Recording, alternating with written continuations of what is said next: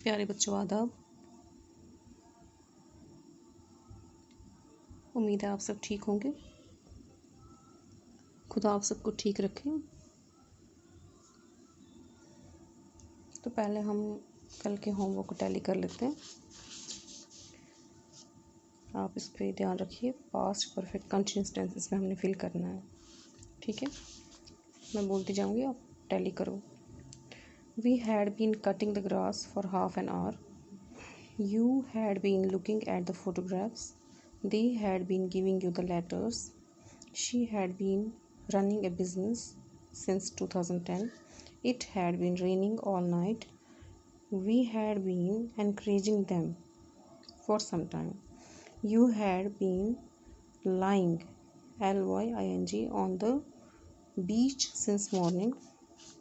He had been waiting for us since 4 o'clock. They had been tasting the sauce. He had been keeping a diary for 2 years. अब keeping मैंने यहाँ पे लिख दिया है, ये पूरा यहाँ तक है फिल द ब्लैंक्स, ठीक है। यहाँ पे मैंने कीपिंग लिखा हुआ है। He had been keeping a diary for 2 years। ये आपका होमवर्क हो गया। इसके बाद आज कल हमने इसकी समरी की थी कार ड्राइवर की, तो आज हम इसके क्वेश्चंस देख लेते हैं। पहला क्वेश्चन इसका है,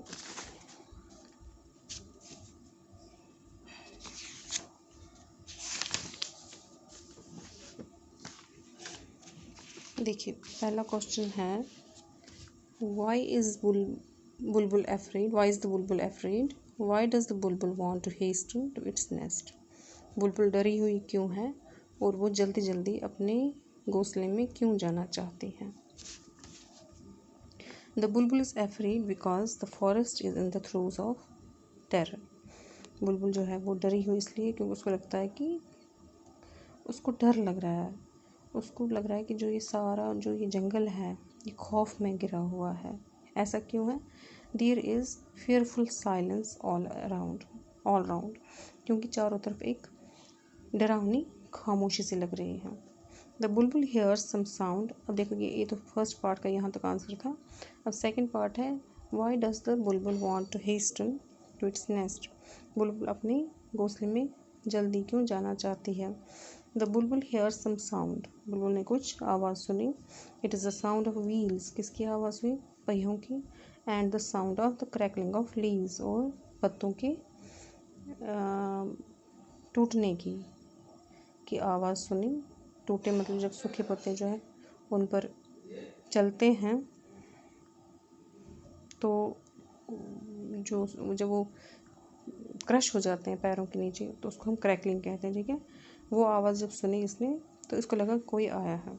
the bulbul hastens to its nest in order to take care of its 4 fledglings which are hungry and alone in the nest. बुलबुल जो है वो अपने घोंसले में जल्दी से जाना चाहती है ताकि वो अपने 4 बच्चों की जो कि भूखे हैं और अकेले हैं घोंसले में, उनकी देखभाल कर सके। दूसरा क्वेश्चन है, Y does the Bulbul hide itself in the bushes?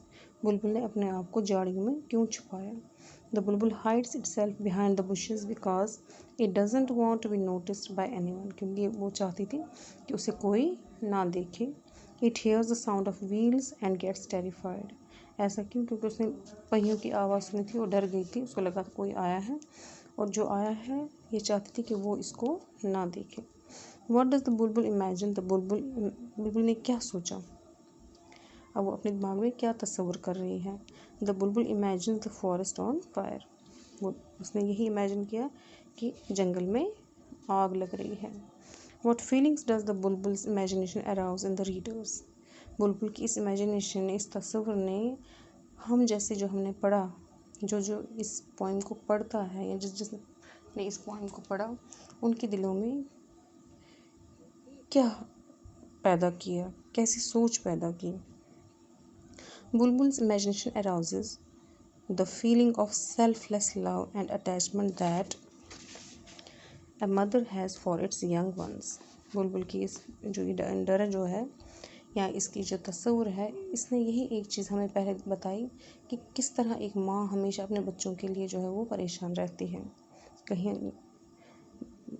माँ जो कहती है कहीं उसके बच्चों को कोई तकलीफ़ ना हो, कहीं भी गिरे ना, रोए ना, परेशान ना हो, ये हमेशा हर एक माँ जो है वो चाहती है।